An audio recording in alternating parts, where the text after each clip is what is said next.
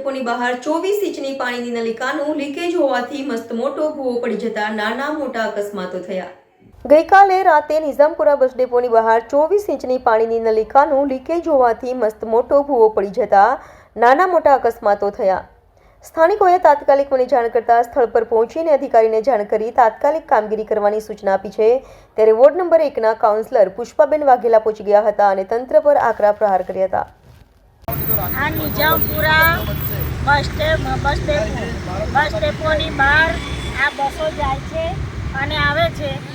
આ Nizampura main road ઉપર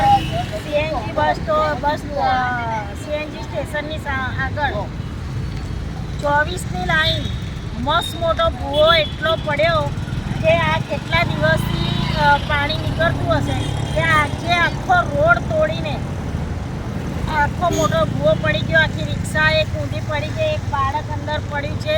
તાત્કાલિક મને મનોજ ભટ્ટ રૂક્ષ્મણી નગરમાં રહે છે, તેમનો ફોન આવ્યો. હું તાત્કાલિક સ્થળ પર આવી છું. આવીને પાણી વિતરણ શાખાના અધિકારીને ફોન કર્યો છે.